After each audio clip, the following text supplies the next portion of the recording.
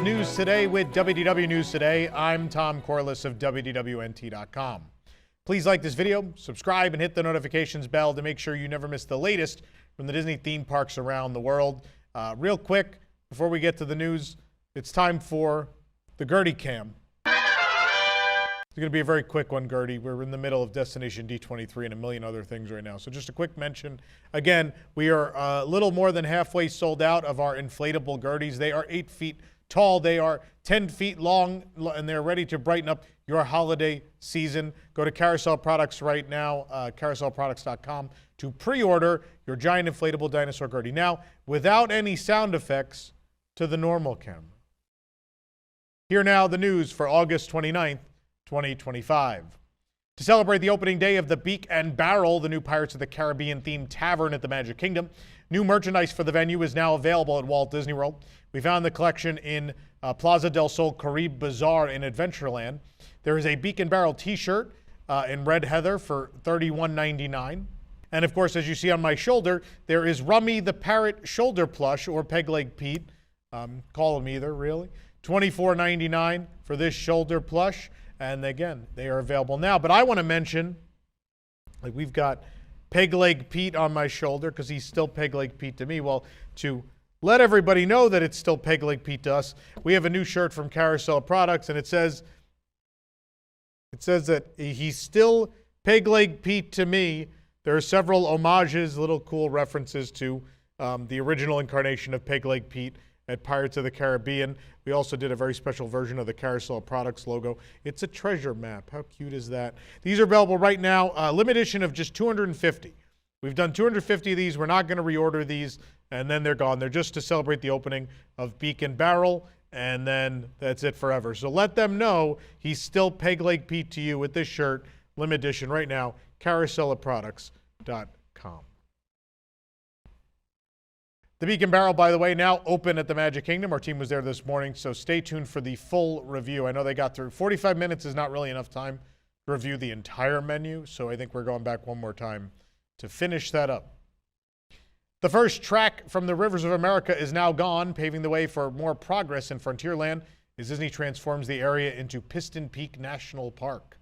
We took a peek of a different kind at the progress of the Rivers of America deconstruction, and we noticed that a piece of track has already been removed. The track is what kept the Liberty Square riverboat on course as it traveled through the river. It's unclear if tracks have been removed from other areas. There's some areas of the river we can't see. You'll notice machinery, lights, scaffolding, construction cones, and trucks as you walk alongside the Rivers of America.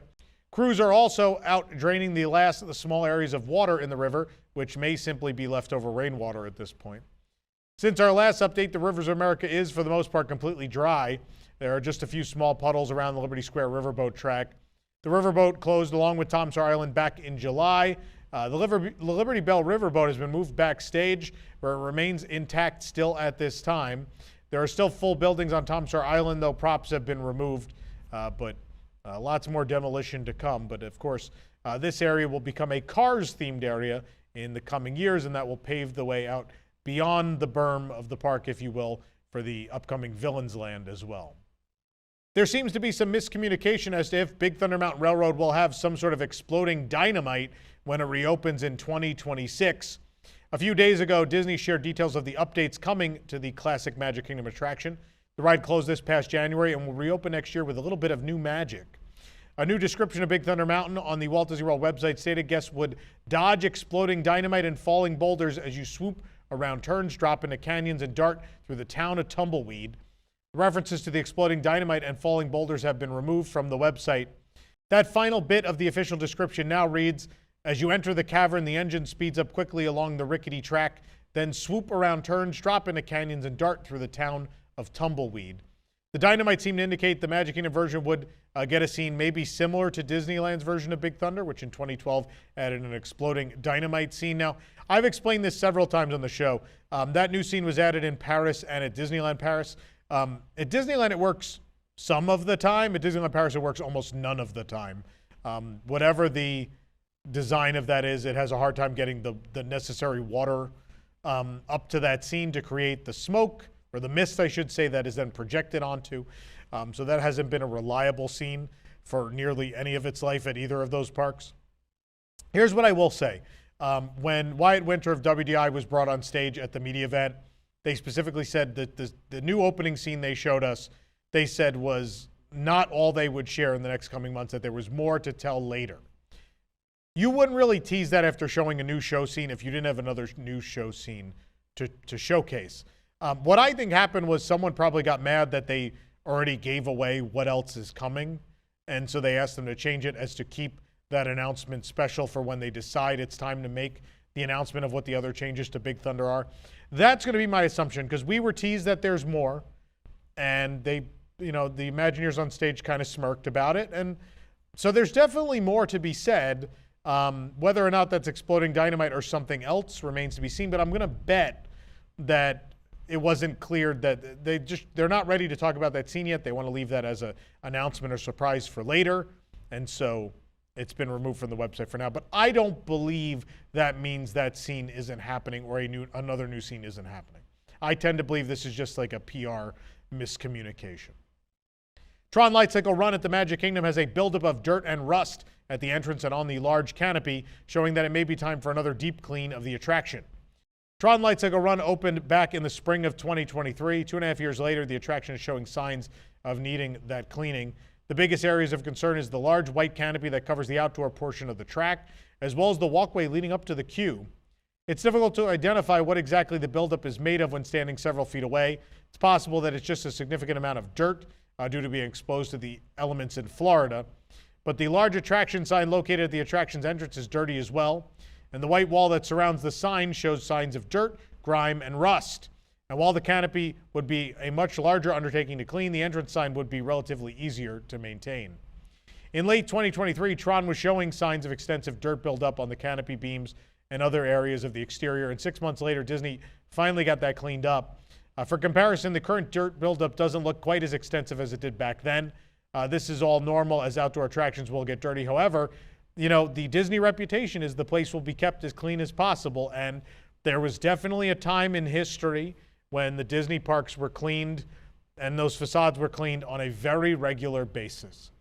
And so in 2025, it's somewhat disheartening to see this constantly getting very dirty and just waiting until it's dirty enough to be worth going up there.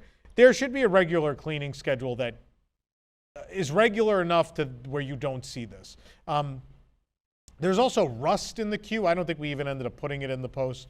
I sent it in, but I don't think they ran with it. There's like rusty walls in the outdoor queue.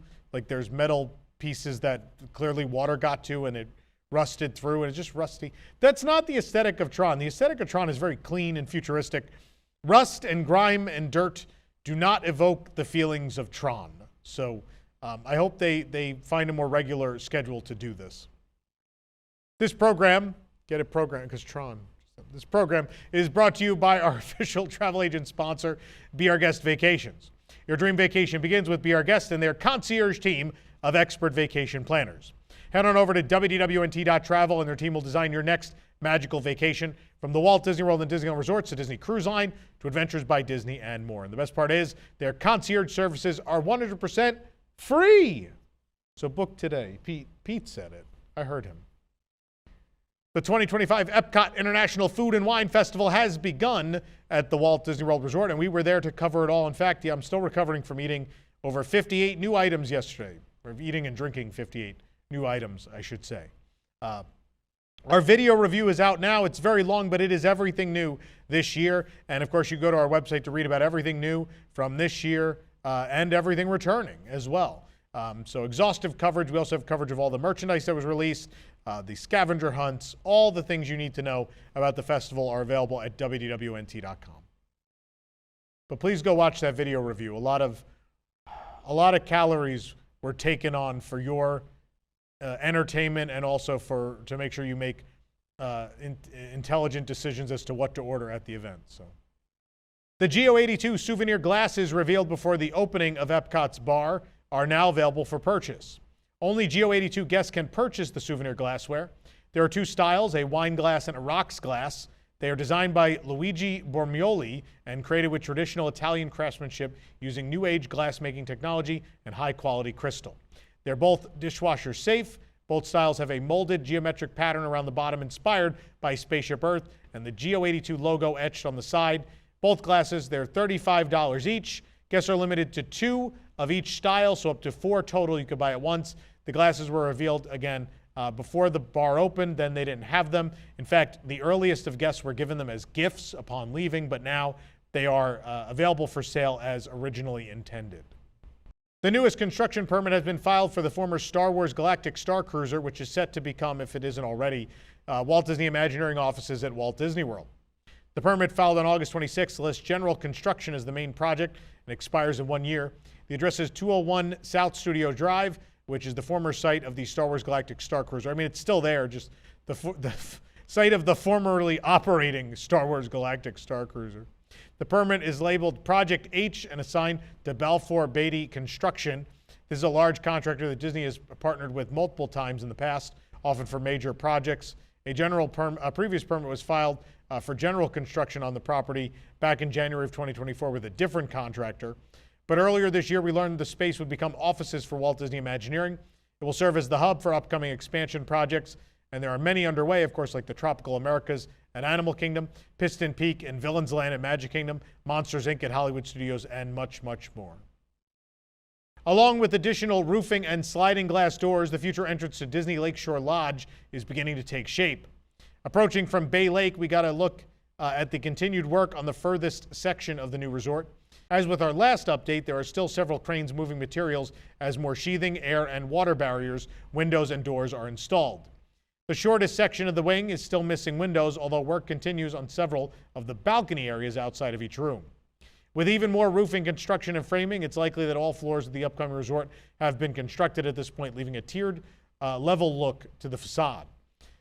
Several crew members worked on multiple levels as we passed by. A large section of roof framing was installed at the highest point of the particular wing we're looking at now. Moving along, we spied one of the A-frame cabins through the trees and brush. However, not much has changed with these structures in the last few weeks. We also spotted continued work on the new dock for the hotel. Previously, there were several sections of construction with orange frame netting, providing an extra safety measure for crew members, but now it looks like enough temporary balcony structures are in place to protect the crew from accidentally falling. More sliding glass doors continue to be added to guest rooms as well. In our last update, we also noted that a new steel structure had begun to take shape. This is potentially the future location of a lakefront bar or restaurant. Of course, in the original plans, there was a Princess and the Frog themed restaurant that was supposed to go out on the water there.